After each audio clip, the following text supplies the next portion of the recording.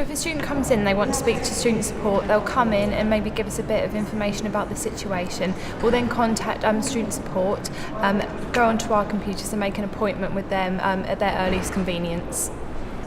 It varies really. There's different members of the student support team that specialise in different areas. So if someone wanted to speak to someone about a health or wellbeing issue, we would book them into with a certain member of the team, and then it's another member of the team if they want to speak about student finance or disabilities or dyslexia, etc.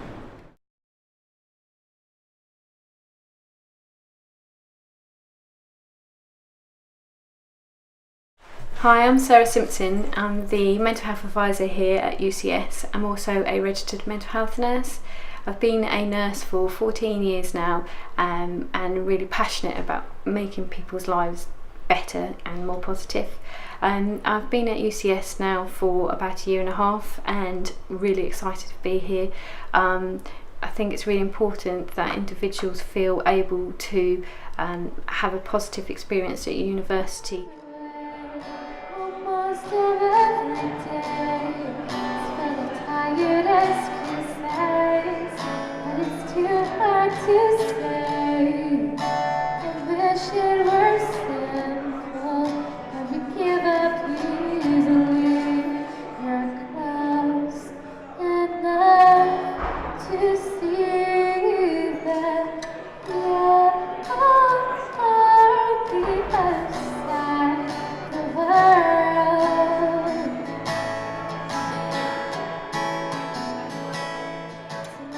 It's really important that to acknowledge that we all have difficult days and sometimes don't want to get out of bed or can't face our work, but if it starts impinging on us day in day, week on week, then you shouldn't have to feel like that, and you should be able to do something positive about that. And it might well be coming to student support is the first place to start a conversation, or maybe going to your GP or talking to a friend or a lecturer about it as a first step to feeling differently and more positively.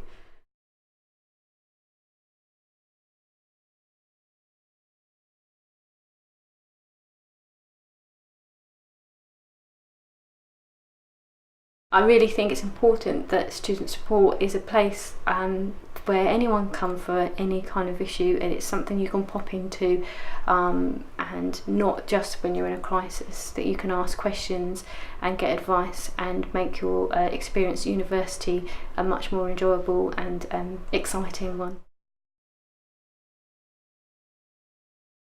As obviously stress can, you're more susceptible to then kind of lead down to more complex mental health problems, and it's really important that people kind of don't just kind of let it sit and avoid it and think it's going to go away. Because you're kind of grabbing it the quicker you can grab it really, and making sure that people go and get help, like you said, because it does make a difference.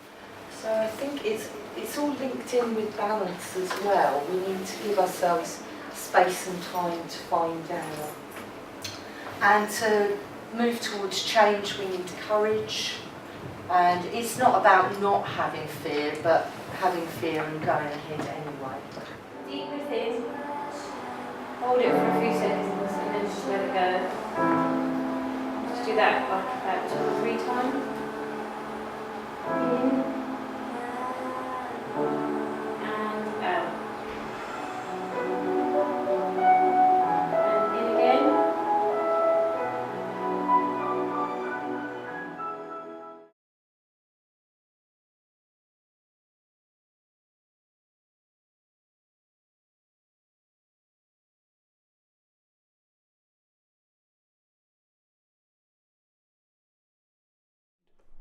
Realistically, it started due to a breakdown at work, which then led to me feeling realistically that I've got a lack of control, and to be honest, I started drinking, and people around me were drinking quite a bit as well, which then started to lead on to a lot more problems.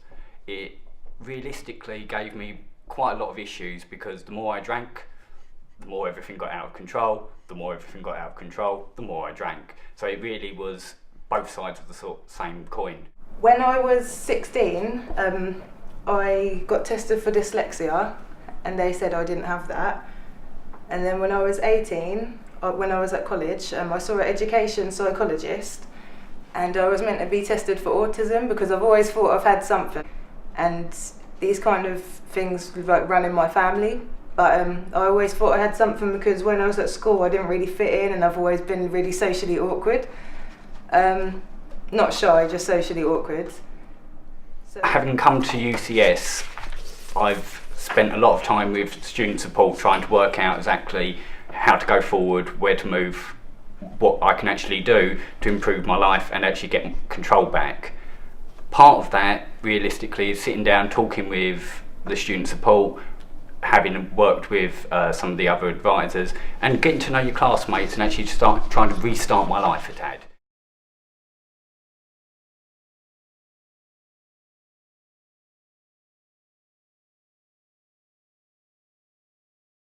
In relation to mental health issues, I'm the main contact for that. However, there are other advisors who you would be able to see it as well.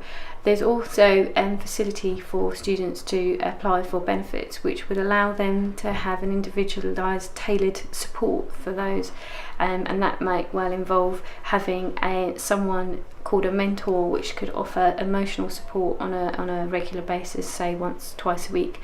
And also maybe have some specific assistive technologies that would help with progressing through your course. I think also really important to talk about is obviously what you can do for yourself and becoming more self-aware and hopefully kind of using the information, reading up on issues of health and what you can do to make a difference yourself.